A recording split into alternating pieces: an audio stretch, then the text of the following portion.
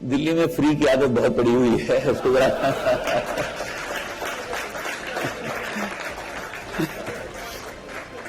लेकिन जनता से कोई आवाज नहीं उठती। ये कैसे लोग हैं यहाँ के? नमस्कार, आप देख रहे हैं दिल्ली तक। मैं हूं आपके साथ अनुराधा तंवर। दिल्ली के उपराज्यपाल विनय कुमार सक्सेना ने दिल्ली 2041 के इंटरैक्टिव सेशन के दौरान दिल्ली में किस तरीके से अलग अलग प्रोजेक्ट्स चल रहे हैं, यमुना की साफ सफाई को लेकर, दिल्ली में जो 3 कूड़े के पहाड़ हैं उनकी सफाई किस तरीके से हो रही है, वहां से वेस्ट मैनेजमेंट किस तरीके से हो रहा है, इस पर अपनी बातें रखी। इसी दौरान उपराज्यपाल ने दिल्ली की जनता के प्रति नाराजगी भी जाहिर की। उन्होंने दिल्ली के लोगों के लिए कहा कि यहाँ लोग आवाज नहीं उठाते। उन्होंने कहा कि यहाँ की सड़कें इतनी खराब हैं, पार्क्स पर लोग कब्जा कर रहे हैं, स्ट्रीट पर लाइट्स नहीं है, डार्क स्पॉट्स हैं। ये तमाम खामियां होने के बावजूद दिल्ली में लोग बोलते नहीं हैं, आवाज नहीं उठाते हैं।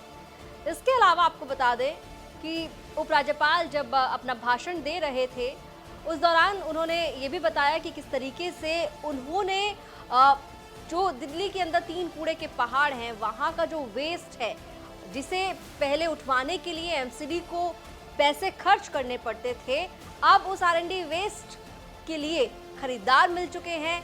देश की नामी गिरामी सीमेंट कंपनीज वहां से आरएनडी वेस्ट खरीदती हैं। और इसी के साथ उन्होंने थोड़े मजाकिया अंदाज में ये भी कह दिया कि दिल्ली में मुफ्त की आदत बहुत पड़ी हुई है। सुनिए क्या है उपराज्यपाल के बयान। मुझे दिल्ली की जनता से हमेशा से ये शिकायत रही है, पिछले 1 सालों से मैं देख रहा हूं कि यहां सड़कें इतनी खराब देखने को मिली,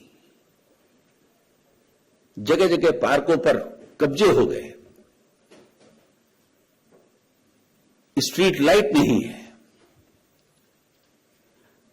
डार्क स्पॉट्स हैं, लेकिन जनता से कोई आवाज नहीं उठती।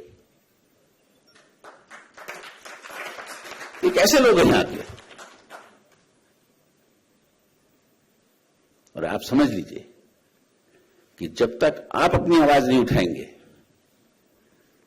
तब तक किसी काम को करना संभव नहीं है। कैसे नहीं सुनेंगे?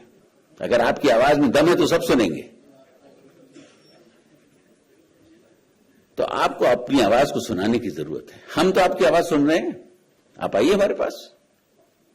अगस्त में आरडीएफ की कैलोरीफिक वैल्यू को मैंने टेस्ट कराया और पता किया कि आखिर इसकी कैलोरीफिक वैल्यू है कितनी। मालूम पड़ा कि करीब 2800 के आसपास है। उसको दोबारा क्लीन कराया गया, वो 4200 निकली। सीमेंट इंडस्ट्री से कांटेक्ट किया गया कि आप एज ए फ्यूल इसको यूज करिए। अक्टूबर में एक सीमेंट इंडस्ट्री ने मेहनत करके, हिम्मत करके मेरे कहने पर उसे लेना शुरू किया, लगभग 100 टन पर डे। और आज आपको गर्व होगा इसको जानकर कि आज 7 सीमेंट कंपनीज देश की बड़ी बड़ी हमारे आरडीएफ को वहां से उठा रही हैं। जो आरडीएफ हमारे लिए सबसे बड़ा चैलेंज था डिस्पोजल का, क्योंकि उसका वॉल्यूम बहुत होता है, वो आज आराम से जा रहा है 1000 टन पर डे। उसके साथ साथ आपने शायद पहले देखा होगा, पब्लिक में हमने अपील की कि जिनको सीएनडी वेस्ट चाहिए है फिलिंग के लिए, इनर्ट चाहिए, वह हमारे यहां से फ्री ले। उसमें भी पब्लिक ने बहुत सपोर्ट दिया और करीब 55,000 टन आम आदमियों ने उठाकर अपने यहां यूज किया है, जो भी एक रिकॉर्ड है अपने में। एमसीडी पहले आरडीएफ को यूज करने के लिए 1750 रुपए पर टन पे करती थी, आज हम 100 रुपए पर टन चार्ज कर रहे हैं।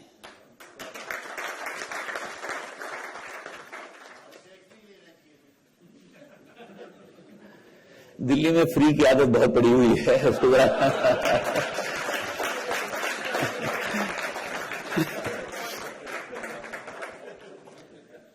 और आज आरडीएफ को उत्तर प्रदेश की कुछ पेपर इंडस्ट्री ने भी लेना शुरू कर दिया 2 महीने पहले से।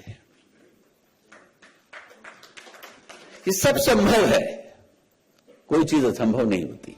तो उपराज्यपाल विनय कुमार सक्सेना को आपने सुना, वो मौजूद थे दिल्ली 2041 के एक इवेंट पे जहां पर इंटरैक्टिव सेशन था और इस दौरान उन्होंने ये बताया कि जब से वो दिल्ली में आए हैं, दिल्ली के उपराज्यपाल बने हैं, तब से दिल्ली के जो अलग अलग प्रोजेक्ट्स हैं, चाहे उसमें यमुना की साफ सफाई का मुद्दा हो या फिर दिल्ली के अंदर जो 3 बड़े कूड़े के पहाड़ हैं जिसमें गाजीपुर, भलसवा और ओखला लैंडफिल शामिल हैं, वहां पर वो खुद चीज़ों को मॉनिटर कर रहे हैं और अब जो है इन तमाम प्रोजेक्ट्स में काफ़ी तेज़ी दिखाई दी है।